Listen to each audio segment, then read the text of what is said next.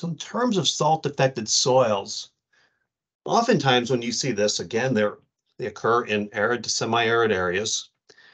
And sometimes it is dependent on irrigation water or irrigation water quality. In fact, in areas that are arid to semi-arid, sometimes irrigation water can be the major source of salts that affect our soils, right? And so when we quantify salt content in soils, we measure something called electrical conductivity, or EC. And you see that in the text and you see it in the table below. Electrical conductivity is simply the measure of the amount of electricity that can pass through water, or from one electrode through water to another electrode.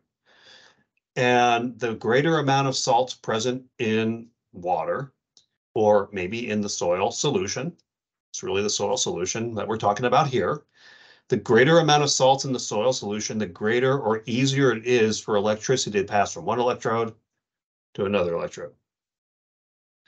And we can quantify that in the lab, and then we can relate our values of electrical conductivity to the irrigation water quality. So here are some examples of water quality in the Western United States. And I'm not expecting you to even know about where any of these locations are, and it doesn't matter. All right, so here's an area that has a shallow well, an electrical conductivity of 2.5 millimos per centimeter. This is the units, right? And if you know about electricity, we often use ohms, right? So just normal electricity, ohms. But when we talk about electrical conductivity, we use mhos, and we express it in millimos. You know, it's kind of weird. All right, just bear with me as we work through this unit. Regardless, this is a shallow well versus a deep well, and the electrical conductivity is greater in the shallow well versus the deep well. And there's likely a reason for this, and it is likely due to inputs of salts from the soil surface down to the shallow well from some source. And I can't tell you what the source is directly. It could be from over-application of manures over time and irrigation, pushing salts down into the well that's being used for well water irrigation purposes, or it could be from over-application of fertilizers over decades that pushed, and you irrigated and it pushed salts down to that shallow well. And so a deeper well shows lower salt concentrations. These are two areas along a river.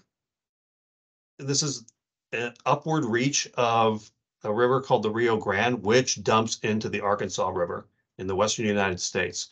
And the upper reaches of this river are relatively pristine, meaning there's not that much salt present in the water.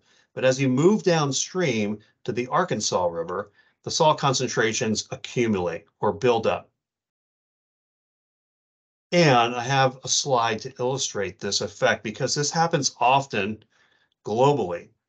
And I realize this might be hard to read, but I'll walk you through it.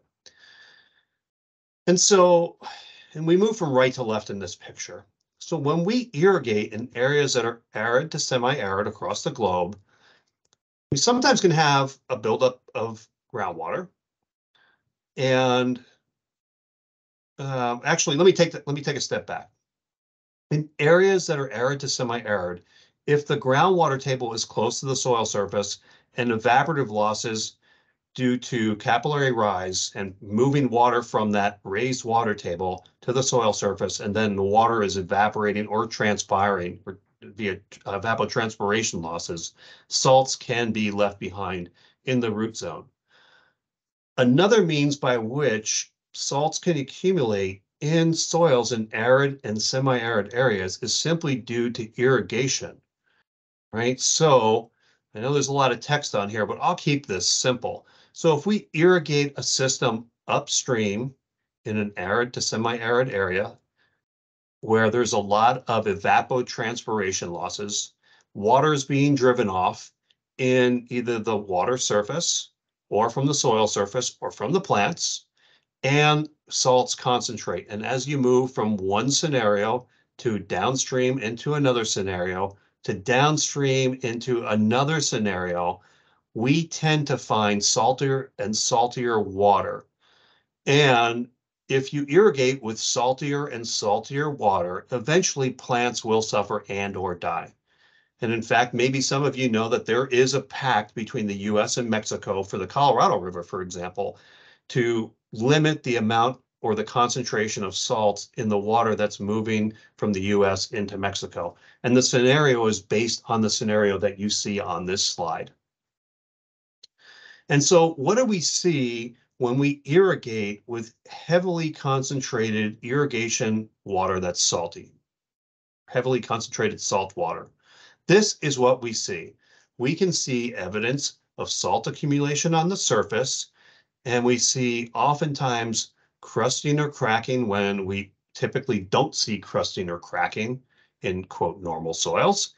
And the soil is dispersed. And if you were to irrigate this, the water likely would, of course, the soil would swell and these cracks would fill in, and then the water would pond and evaporate, leave salts behind, and form more polygons.